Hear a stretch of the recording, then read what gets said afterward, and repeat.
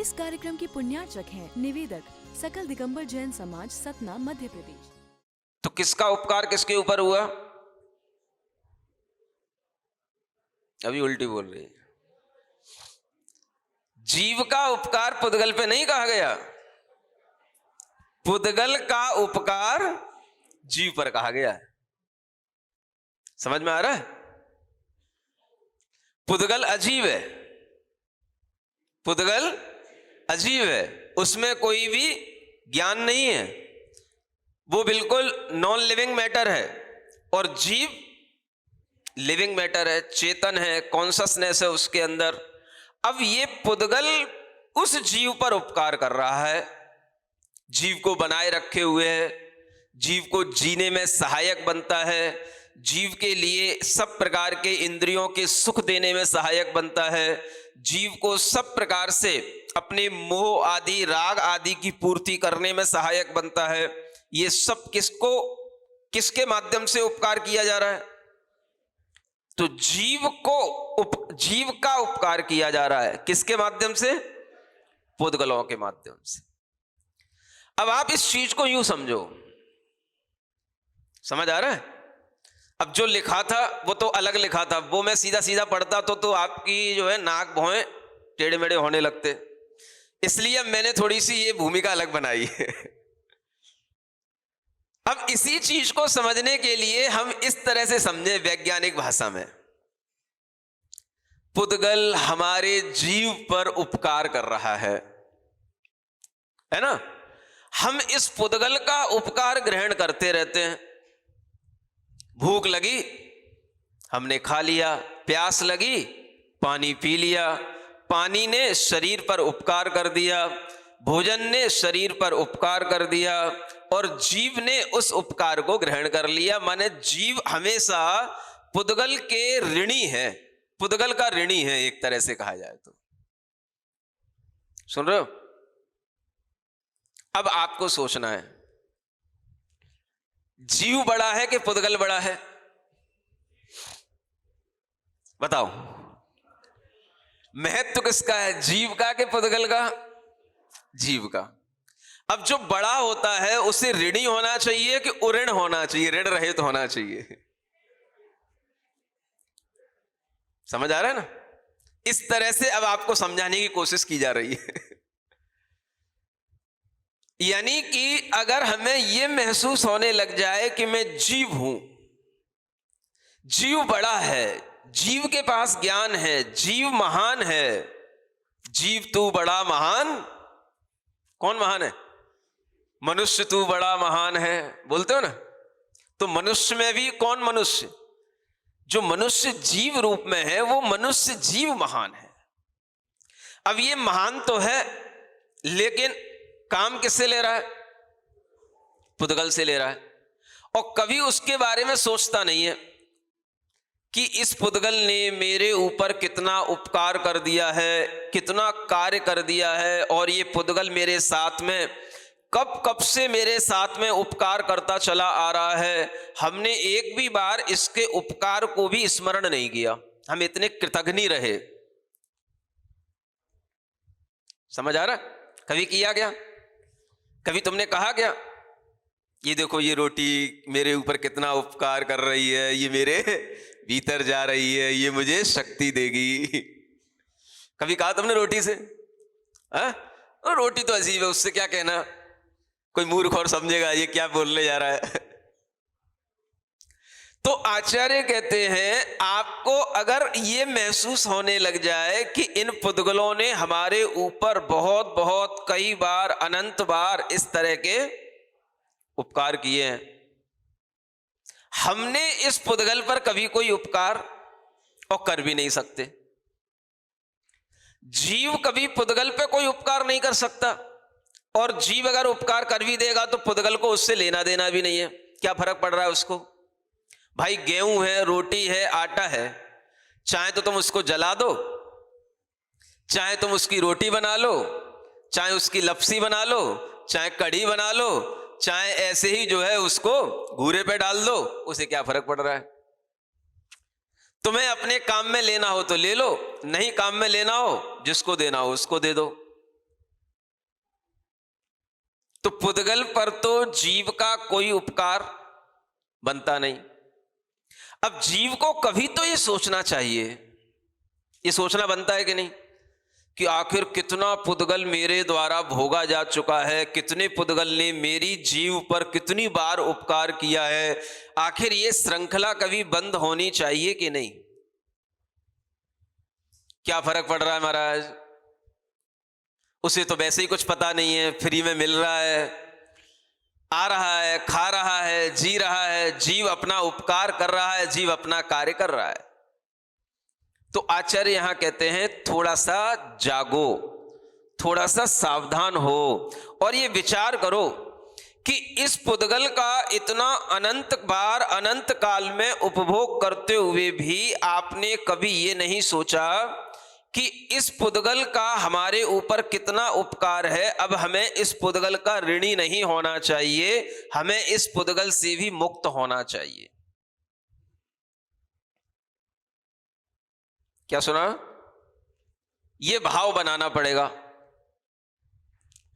इस पुद्गल से भी हमें मुक्त होना चाहिए।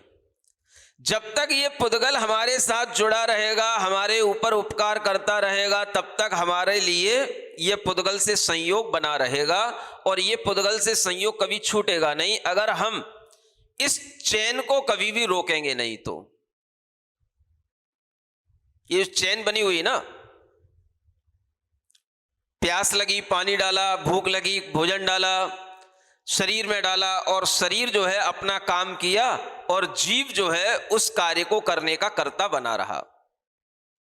अब ये चैन जो बनी हुई है ये कैसे टूटेगी?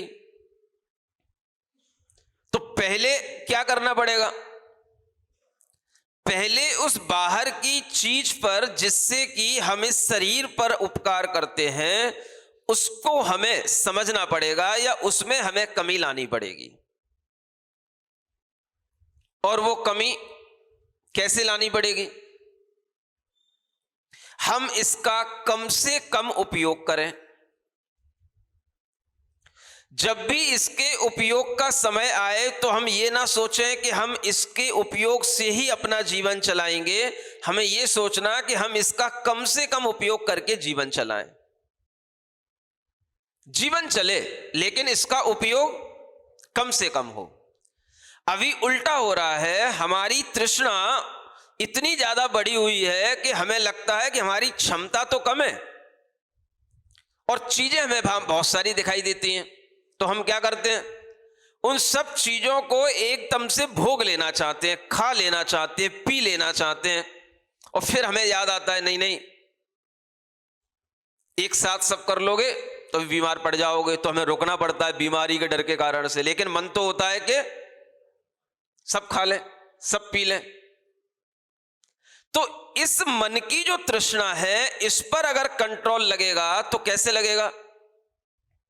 बाहर की चीजों पर आप पहले नियंत्रण रखेंगे तो आपके भीतर की भूख पर नियंत्रण आएगा और उस भूख पर नियंत्रण आएगा तो अपने आप आपका शरीर पर नियंत्रण आएगा और जब शरीर पर नियंत्रण आएगा तो जीव उन चीजों का उपभोक्ता जो अधिकता में बना हुआ है वह कम उपभोक्ता उस जीव का हो सकता है, उन पुद्गलों का कम उपभोग करने वाला वह जीव हो सकता है।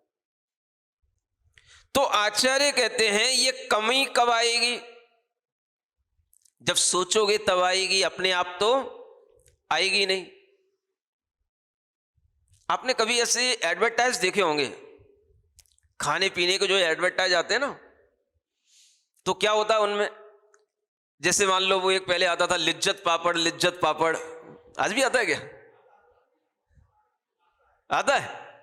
तो वो क्या दिखाते हैं उसमें, जैसे पापड़ बन रहा है, सिक रहा है, भुन रहा है ना, और उसका धुआं निकल रहा है, उसकी खुशबू निकल रही है, तो वो बच्चे को दिखाएंगे ऐसी आंखें फील गई, ऐसे दिखाया जाता था ना। माने अगर भूख ना लगी हो तो खाने की इच्छा ना हो तो। अब ये जो चेष्टा है, ये जो दिखाई जा रही है, ये क्या है? ये तृष्णा को बढ़ाया जा रहा है। ये एडवर्टाइज क्या कर रहा है? अपने अंदर की तृष्णा को बढ़ा रहा है। अरे भाई पापड़ है, खाना है, थोड़ा सा खा ले, अगर मान लो खाना ही है, लेकिन वो खाने के लिए ऐसे पूरा दम लगा दे और पूरी आंखें निकाल ले और तब खाना शुरू करे, तो इसका मतलब क्या है? वो बहुत ज्यादा उत्सुकता से, बहुत ज्यादा तृष्णा से, बहुत ज्यादा इच्छा से खाना चाहता है। आ रहा समझ में? तो आचार्य यहां क्या समझाते हैं? इतनी तृष्णा से किसी भी चीज को खाने की जरूरत नहीं है। तुम्हें खाना ही है ना, खा लो, आराम से खा लो, थोड़ा सा जितना तुम्हें आवश्यक है उतना ले लो। जो तुम्हारे लिए तृष्णा को बढ़ाए उस चीज पर पहले अगर आप नियंत्रण लाओगे तो तुम इस पुद्गल से अपना छुटकारा कुछ कर पाओगे। नहीं तो जितनी भूख बढ़ाओगे, जितनी तृष्णा बढ़ाओगे, ये पुद्गल तुम्हारे ऊपर हावी होगा और इस पुद्गल से तुम्हें कभी मुक्ति मिलने की नहीं है। तो आचार्य कहते हैं जब से यह जीव जन्म लेता है तब से इसको क्या कहा गया है? सिद्धांत की भाषा में इसे आहारक कहते हैं। क्या कहते हैं? आहारक, माने हमेशा आहार ले रहा है। कैसे आहार ले रहा है? आप श्वास ले रहे हो, श्वास के साथ साथ आपको यहां पर जो ये वातावरण है, इस वातावरण के माध्यम से आपके शरीर में हमेशा पुद्गलों का संचय हो रहा है और आपके शरीर से कुछ पुद्गल निकल भी रहा है। ये पूर्ण गलन चल रहा है हर समय। ये आहार मुख्य है जो शरीर को बनाए रख रहा है। ये आहार चलता रहेगा जब तक कि शरीर के अंदर बैठा हुआ वह जीव उसमें अपनी क्रिया करता रहेगा। मन वचन काय की उसकी जब तक क्रिया चलती रहेगी तब तक क्या होगा? ये पूर्ण कलन, आहार का ग्रहण और छोड़ना ये निरंतर चलता रहता है। तो सिद्धांत की भाषा में जब से यह जीव उस योनि स्थान में जन्म लिया तब से ही ये आहारक है और मृत्यु पर्यंत तक ये आहारक ही रहता है। समझ आ रहा है? आहार कभी छूटता नहीं है। अब अगर हमने उस आहार को थोड़ी देर के लिए छोड़ दिया तो वो क्या हो गया? आचार्य कहते हैं वो आहार का आपने त्याग नहीं कर दिया है, आहार को आप थोड़ी देर के लिए छोड़ करके बैठे हो। किस लिए बैठे हो? जब थोड़ा सा रुकेंगे, थोड़ा सा छोड़ करके बैठेंगे, तभी जो है भीतर से इच्छा पैदा होगी और तभी जाकर के अगले टाइम में हम उस आहार को ग्रहण कर पाएंगे। तो वो जो छोड़ना है, वो छोड़ने का उद्देश्य दो तरह का हो सकता है। एक तो हमें आहार इसलिए नहीं लेना कि आज हम बिना आहार के ही रहेंगे और बिना आहार के ही आज हम अपना पूरा दिन निकालेंगे। इसे उपवास कहते हैं, अनशन कहते हैं, तप कहते हैं। आज हम अपनी इच्छाओं को नियंत्रित करेंगे, आहार की इच्छा को भी आज हम रोक लेंगे। एक तो ये तरीका होता है। और दूसरा, आज हम आहार इसलिए नहीं ले रहे हैं, अभी इसलिए नहीं ले रहे हैं क्योंकि आज हमसे खाया नहीं जा रहा है, आज बहुत भरा हुआ है। कभी कभी अफरा भी हो जाता है। अफरा जानते हो? जब अफरात खा लेते हैं तो फिर अफरा हो जाता है। अक्सर विवाह शादियों से आने के बाद में ऐसा अफरा होता है। जब अफरात मात्रा में खा लिया जाता है फिर उसके बाद में एक दिन दो दिन आदमी आज इच्छा नहीं है, आज इच्छा नहीं है, आज कुछ पिला दो, आज कुछ और ऐसा कुछ खिला दो, है ना। तो ये जब करता है तो इच्छा नहीं है, मतलब इच्छा खाने की नहीं है, इच्छा बना रहा है। तो इच्छा बनाने के लिए भी एक दिन नहीं खाता है, दो दिन नहीं खाता है, ऐसा भी कर लेता है। तो दो तरीके से हो गया खाना। तो आचार्य ये कहना चाह रहे हैं कि अगर आपको अपनी इच्छा पर नियंत्रण करना है तो आप इस तरह से सोचने की कोशिश करें कि हम इस आहार को बहुत बार ले चुके हैं, अब हमें जितना लेना है अपना केवल थोड़ा सा जीवन चलाने के लिए लेना है। समझ आ रहा है? ये भावना कैसे पैदा होगी? ये तभी पैदा होगी जब आपको ये पता पड़ जाए कि इस पुद्गल काया ने हमारे ऊपर बहुत अधिकार जमा रखा है। तब ये भावना आएगी, हमें खाने के लिए जीना है या जीने के लिए खाना है? बोलो, सोच समझ के बोलना ना, कुछ भी बोल पड़ो। खाने के लिए जीना है या जीने के लिए खाना है? बात में कोई ज्यादा अंतर तो है नहीं, जी तो दोनों ही रहे। एक खाने के लिए जी रहा है और एक जीने के लिए खा रहा है। बताओ क्या चाहिए आपको? सही बोलना। खाने के लिए जिएगा तो खाने के लिए जी रहा हूं भाई, अब जी रहा हूं तो खाना तो चाहिए। ये आखिर इतनी चीजें किस लिए बनी है? आज के बच्चों से कहो कुछ भी तो क्या बोलते बच्चे? ये सब इतने सारे अच्छे अच्छे व्यंजन, इतनी अच्छी अच्छी डिशेस किस लिए बनी है? ये नहीं खाओ, वो नहीं खाओ। अरे भाई, खाने के लिए तो बनी है। बच्चों का उत्तर क्या होता है? जब ये चीजें खाने के लिए हैं तो खाने दो ना, मना क्यों करते हो, रोकते क्यों हो? तो उन बच्चों को यह नहीं पता होता है कि हमें खाने के लिए जीना है कि जीने के लिए खाना है। तो उनकी वो टेंडेंसी क्या बता रही है कि वो खाने के लिए जी रहे हैं। जीते रहेंगे तो खाने को मिलता रहेगा। नहीं समझ आ रहा है? आज हमने ये खा लिया, शाम को ये खाएंगे, कल फिर ये खाएंगे, फिर दोपहर में ये खाएंगे, ऐसा उनके दिमाग में चलता रहता है। तो ये क्या हो गया? ये खाने के लिए जी रहा है। कल इसलिए जीना है क्योंकि कल हमें ये खाना है। वो आज नहीं मिला है, आज तो उसकी सामग्री, रॉ मटेरियल आया है, कल बनाया जाएगा। तो कल हमें ये मिलेगा, तो इसलिए वो कल तक जिएगा। समझ आ रहा है? और एक जीने के लिए, अरे भाई खा ले, नहीं खाएगा तो शरीर नहीं चलेगा, प्राण नहीं चलेंगे, आंखें नहीं काम करेंगी, नाक नहीं, कान नहीं काम करेंगे। तो ये क्या करना पड़ता है? तो जीने के लिए खाना पड़ता है। समझ आ रहा है? तृष्णा किसमें कम होगी? बोलो। जीने के लिए खाओगे तो तृष्णा कम हो जाएगी, और खाने के लिए जियोगे तो तृष्णा बढ़ती चली जाएगी। और यही तृष्णा जब हम इस तरह से जीने के लिए खाएंगे खाएंगे खाएंगे, और जब एक समय ऐसा आएगा जब हमें लग रहा है अब यार जीना हो नहीं रहा है, अब तो मरना सा हो रहा है, जी चुके जितना जीना था, अब तो ये मरने का टाइम आ गया, तो अब क्या करें? तो उस आदमी के अंदर अगर जीने के लिए खाया होगा तो क्या करेगा वो?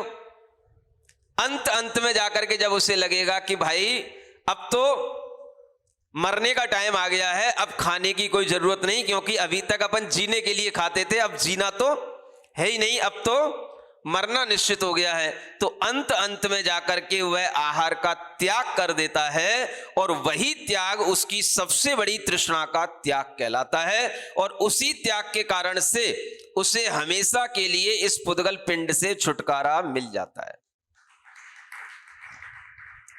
यह है विज्ञान। समझ आ रहा है?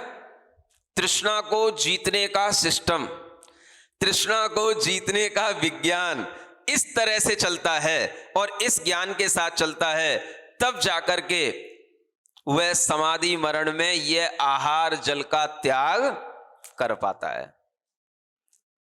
इस तरीके का ज्ञान आगे उसके जीवन में ऐसे काम आता है, और जब ऐसा ज्ञान के साथ में उसका मरण होता है तो उसे समाधि मरण कहा जाता है। तभी उसकी तृष्णा का त्याग होता है।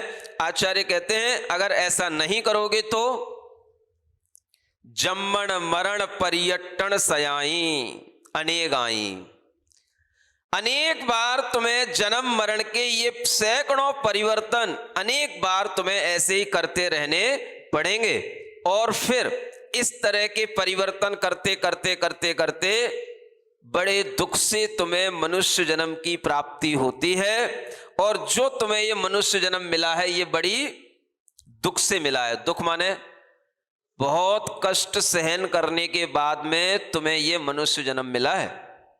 अब इस मनुष्य जन्म को प्राप्त करके जय इच्छियम जीवो, जैसी तुम्हारी इच्छा बने वैसा तुम करो। अब इच्छा अगर अच्छी बना लो तो अच्छे ढंग से भी जी लोगे, और इच्छाएं अगर सही नहीं ढंग से समझोगे तो फिर जैसे जीते आए हो वैसे ही जीते रहोगे। तो आचार्य कहते हैं यह मनुष्य जन्म बहुत दुर्लभ है, और इस दुर्लभ मनुष्य जन्म को कैसे बताया गया, इसको तुमने प्राप्त कर लिया, लेकिन दुर्लभता से प्राप्त होने के बावजूद भी ये क्षणभंगुर है। नहीं समझ में आया? तीसरी गाथा में क्या कहते हैं, 68 नंबर की गाथा में, कि दुर्लभता से तो तुमने इसको प्राप्त किया, लेकिन विज्जुलया चंचलम च मणुयत्तम, यह मनुष्यपना बिजली के समान है। बिजली माने चमक गई और गई, चमक गई, चमक गई, बस वो कब चमकी और कब गई पता ही नहीं पड़ता। ऐसे ही ये मनुष्य जन्म कब आया कब गया कभी कभी पता ही नहीं पड़ता। तो ये विद्युत के समान क्षणभंगुर है, चंचल है। लता जैसे हिलती रहती है ऐसे ही ये भी हमेशा अब आया कि अब गया कि अब मरा कि अब जिया, इसके साथ संशय बना ही रहता है। ऐसा ये मनुष्य जन्म है। एक तो बहुत मुश्किल से मिलता है, दुर्लभता से मिलता है, बड़े पुण्य से मिलता है, और मिलने के बावजूद भी ये टिकता नहीं है ज्यादा। और थोड़े बहुत दिन टिक जाए तो तुम्हें फिर क्या दिखता है, अब खा लो, अब खा लो, अब पी लो, अब भोग लो। तो ये जो आता है उसके बीच में ये कहां से आता है, ये पिछले जन्मों की तृष्णा के कारण से उसका मन कभी भी पिछले जन्मों में भरा नहीं, उसकी तृष्णा कभी भी अनंत जन्मों में भी कभी पूर्ण हुई नहीं, इसलिए उसे इस जन्म को प्राप्त करके फिर से ये तृष्णा में जीवन चला जाता है। अब इस तरह की तृष्णा से रोकने के लिए आचार्य कहते हैं अगर तुम इस तृष्णा में जीवन जीते चले जाओगे तो धर्म से तुम्हें क्या होगा, खेद खिन्नता होगी। धम्मम्मी जो विसीयई, धर्म से जो विसीदति माने खेद खिन्न होता है। अरे भाई अब यही तो खाने पीने मौज उड़ाने का टाइम था, और उसी टाइम पर ये धर्म का भाव आ गया। अब ये भी नहीं खा रहे, ये भी नहीं खा रहे, ये भी नहीं पी रहे, ये भी सब छुड़ा दिया। ये क्या हो गया, ये भाई ये धर्म तो अपने को खाने पीने नहीं देता, तो धर्म से उसको खेद खिन्नता आने लग जाती है। जबकि खेद खिन्नता किससे आनी चाहिए थी, ये खाना पीना तो अनंत बार बहुत बार हो चुका है, बहुत खा लिया, सब खा लिया। आचार्य कहते हैं कोई नया गेहूं है ही नहीं है मार्केट में। नहीं समझ आ रहा है, मतलब ना कोई नई सब्जी है ना कोई नया गेहूं है, ऐसा कोई भी पुद्गल नहीं है जो अपन ने खा के उसको छोड़ा ना हो। वो वैसा ही का वैसा फिर से नए नए रूपों में बन के आता रहता है, लेकिन नया पुद्गल कुछ भी नहीं होता है। तो अगर ये बात दिमाग में बैठ जाती है तब तो उसकी तृष्णा में कुछ कमी आती है, और अगर ये ज्ञान नहीं है तो तृष्णा बढ़ती ही चली जाती है। धर्म से वह दूर हो जाता है, क्योंकि उसे लगता है कि इस जन्म में मुझे ये खाने पीने के लिए मिला है, तो धर्म के चक्कर में अभी पड़ेंगे तो ये सभी मजे किरकिरे हो जाएंगे। समझ आ रहा है ना, ये कुरकुरा खाने देंगे और ना ये चाउमीन खाने देंगे, ना ये पिज्जा बर्गर खाने देंगे, ना ये चाय पीने देंगे, ना कॉफी पीने देंगे। जन्म जन्म के दुश्मन मेरे सामने कहां से आ गए। तो इसलिए वो धर्म से दूर रहता है। धर्म की बात आते ही उसे खेद खिन्नता होने लग जाती है। देखो बीच में धर्म मत लाना, अभी ये धर्म वरम करने का टाइम नहीं मेरा, मुझे खाने पीने दो, चैन से रहने दो, मुझे जीने दो। समझ आ रहा है। और ऐसा करते करते क्या होता है, उसे जो क्षणभंगुर जीवन मिला था वह कभी भी नष्ट हो जाता है, और उसकी तृष्णा ना इस जन्म में पूरी हुई ना अगले जन्म में पूरी होगी, ऐसे जीवों को यहां क्या कहा गया है? सो का उर्सो न सब पुरुषो। वह कापुरुष है। कापुरुष, कापुरुष बोलते हैं कायर पुरुष को। पुरुष के साथ में जब का लगा दिया जाता है तो वो कापुरुष हो जाता है, कायर, डरपोक, दीन, हीन। और सत्पुरुष जो इस तरह की तृष्णा से ऊपर उठ जाए वो सत्पुरुष है। तो अब सोचना है कि क्या बनना है, कापुरुष या सत्पुरुष। इसी को कायर कहते हैं, इसी को कातर कहते हैं। कातर एक शब्द आता है ना, बहुत से लोगों ने तो सुना ही नहीं होगा, जब भजन पढ़ते तभी सुनने में आता है उन्हें। कौन सा भजन? अस्त हो रहे ज्ञान सूर्य ने, सोचा था एक दिन की शाम, मेरे ढल जाने के बाद कौन करेगा मेरा काम। अंधकारमय मोह जगत में ज्ञान प्रकाश भरेगा कौन, मेरे जीवन की बुझती ज्योति को और जलाए कौन।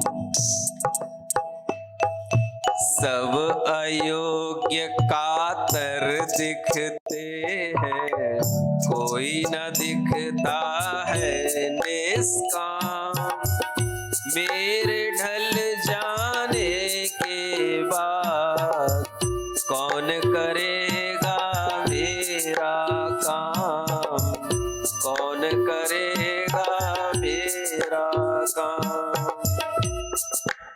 ये आचार्य ज्ञान सागर जी महाराज ने सोचा। क्या दिख रहा था उन्हें? सब अयोग्य कातर दिखते हैं। कातर माने, कातर मतलब कायर, डरपोक, या जो कतराते रहे हर काम से। कातर माने कतराना। कोई भी अच्छा काम बताया, बच गए, बचने के बहाने ढूंढ लिए। तो जो व्यक्ति कतराएगा वो चारित्र को कभी भी अंगीकार नहीं कर सकता है। तो उन्होंने देखा कि सबको ही हमें ऐसा दिखाई दे रहा है, कोई ना दिखता है निष्काम। जिस व्यक्ति के अंदर किसी भी तरह की तृष्णाएं ना हो, वही व्यक्ति सत्पुरुष कहलाता है। और ऐसा सत्पुरुष उन्हें एक मिला जीवन में, वो विद्याधर था। और उसी सत्पुरुष ने आज न जाने कितने सत्पुरुष तैयार कर दिए। समझ आ रहा है? कापुरुष होता तो कापुरुष ही तैयार होते, और सत्पुरुष थे तो सत्पुरुष तैयार हो गए। तो एक सत्पुरुष कई सत्पुरुषों को तैयार कर सकता है, जब बशर्ते कि उनके अंदर ये पता हो कि क्या सत्पुरुषपना होता है। और ये सत्पुरुषपना इसी का नाम है, जो तृष्णा को जीतता है वो तो सत्पुरुष है, और जो तृष्णा में बह जाता है वो कापुरुष है। अब अपने बच्चों की दीनहीन दशा को देखो। खाने की चीजें सामने आते ही अब इनको क्या बोलोगे? आप तो कहोगे बच्चा हमारा बहुत अच्छा है, लेकिन धर्म की दृष्टि से ये क्या है? ये कापुरुष है कि सत्पुरुष है? तो आपको उसे क्या बनाना चाहिए? सत्पुरुष बनाना चाहिए। तो उसको बताना चाहिए, बेटा खाने की मना नहीं, खाओ, लेकिन उस खाने की दृष्टि को ध्यान में रखो कि हम जो खा रहे हैं ये खाना ही हमारा जीवन नहीं है, हमें जीने के लिए खाने की जरूरत पड़ती है, इसलिए खाना चाहिए, ना कि खाने के लिए जीना चाहिए। अगर ये बच्चे को समझ में आ पाए तो वो हर तरीके का संयम बना सकता है, हर तरह की चीजों से तृष्णा छोड़ सकता है, और हर तरह के वह नियम संयम के साथ में आगे बढ़ सकता है। यही आचार्यों का ज्ञान है। तो आचार्य आपको खाने के लिए प्रेरित नहीं करते हैं, क्या करते हैं? जीने के लिए प्रेरित करते हैं। और जीने के लिए जितना खाना है उतना खा लो, कोई बात नहीं, लेकिन आचार्य कभी इस बात की प्रेरणा नहीं देते हैं कि तुम ये भी खाओ, ये भी खाओ, ये भी खाओ, ये भी पियो, क्योंकि उन्हें पता है ये सब तो अब समझ में आ रहा है। अब तो बुरी नहीं लग रही जिनवाणी? हाँ, अभी नहीं अच्छी लग रही? अच्छी लग रही जिनवाणी? अच्छी लगती कि नहीं लगती? ये जिनवाणी में ही आपको मिलेगा बस ये ज्ञान। बाकी की दुनिया में सब किताबों में क्या मिलेगा? ये खाने से ये होता है, ये खाने से ये होता है, और यहां कहते हैं सब खा पी चुके, अब थोड़ा सा इस खाने की तृष्णा को छोड़ करके आत्मा का भजन करो, आत्मा का गुणगान करो, आत्मा पर ध्यान दो तो कल्याण होगा, अन्यथा तुम्हारा कभी इस संसार से जन्म मरण से कल्याण होने वाला नहीं है। समझ आ रहा है? तो जिनवाणी हमें हमेशा, जब पहली बार पढ़ोगे तो ऐसा ही लगेगा हमें उल्टा ज्ञान देती है। जिनवाणी पहली बार पढ़ोगे तो आपको बातें सब उल्टी सी लगेंगी। हमें भी जब पहली बार पढ़ते तो सब उल्टा लगता था। समझ आ रहा है? लेकिन जब पढ़ते जाते हैं, जब जिनवाणी में रस आने लग जाता है, रस आने लग जाता है, तब लगता है जिनवाणी उल्टी नहीं है, अपनी बुद्धि उल्टी चलती है। समझ आ रहा है? ये महसूस हो जाना कि जिनवाणी में उल्टा ज्ञान नहीं है, अपनी बुद्धि उल्टी चल रही है, अपनी बुद्धि उल्टा काम करती है, अपनी बुद्धि गलत सोच रही है। ये जब अपने भीतर से एहसास होने लग जाता है, तब जाकर के सम्यक ज्ञान उतरता है, भीतर से सम्यक ज्ञान पैदा होता है। इसी का नाम सम्यक ज्ञान है। तो जिनवाणी का ज्ञान सम्यक ज्ञान होता है, अपना ज्ञान सम्यक ज्ञान नहीं होता है। इसलिए आचार्य कहते हैं बात तो आपको यही सुननी पड़ेगी, यही समझनी पड़ेगी, चाहे आपको आज समझ में आए या कभी समझ में आए। इसलिए वह लोगों की इच्छा के अनुसार ज्ञान नहीं देते हैं। ज्ञान तो जो सही होगा वही दिया जाएगा। कभी भी रोगी को रोगी के अनुसार नहीं चलाया जाता है। रोगी की इच्छा के अनुसार कभी भी एक वैद्य नहीं चलाता है। वैद्य को अपनी इच्छा के अनुसार रोगी को चलाना पड़ता है, तभी जाकर के रोगी का रोग ठीक होता है। तो हम सब क्या हैं? रोगी हैं। और जिनवाणी क्या है? रसायन है। और वैद्य कौन है? अरे वर्धमान स्तोत्र पढ़ते नहीं हो? वर्धमान स्तोत्र नहीं पढ़ते हो? उसमें लिखा हुआ है, समझ आ रहा है? उस वर्धमान स्तोत्र में लिखा हुआ है कि हे भगवान, आप तो वैद्य हो और आपकी वाणी रसायन है, और वह रसायन हम लोगों के लिए रोग मुक्ति का कारण है। इसलिए जिनवाणी हमें रोगों से मुक्त करती है। भगवान हमारे लिए सर्वश्रेष्ठ वैद्य हैं। तो वैद्य के अनुसार दवा लेनी पड़ती है, रोगी को अपनी इच्छा के अनुसार नहीं चलना पड़ता है, तभी जाकर के रोग ठीक होता है, नहीं तो रोग पर कंट्रोल हो ही नहीं सकता। न भैसज्यम आतुर इच्छानुवर्ती। समझ आ रहा है? ये सरवार सिद्धि की लाइन है कि जो दवा होती है वो कभी आतुर माने रोगी की इच्छा के अनुसार नहीं होती है।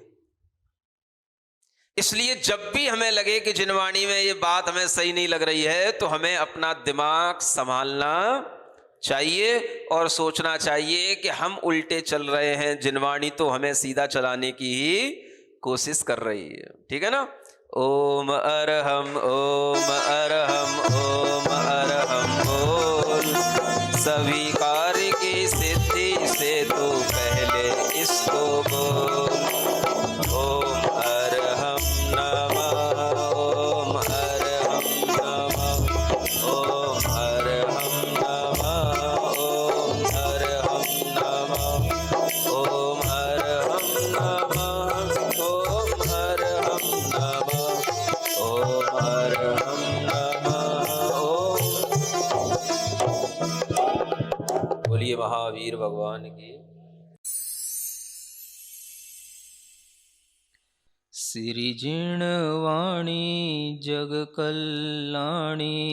जगजन मदतम मोहरी जणमण हारी गढ़हर हारी जन्म जरा भव रोग हरि तिथियराणम दिव्यझुणिम जो पढ़ई सुणई मय्ये धारई राणम सौखमणन्तं धर्य सासद मोक्ष पदम पावई सासद मोक्ष पदम पावई।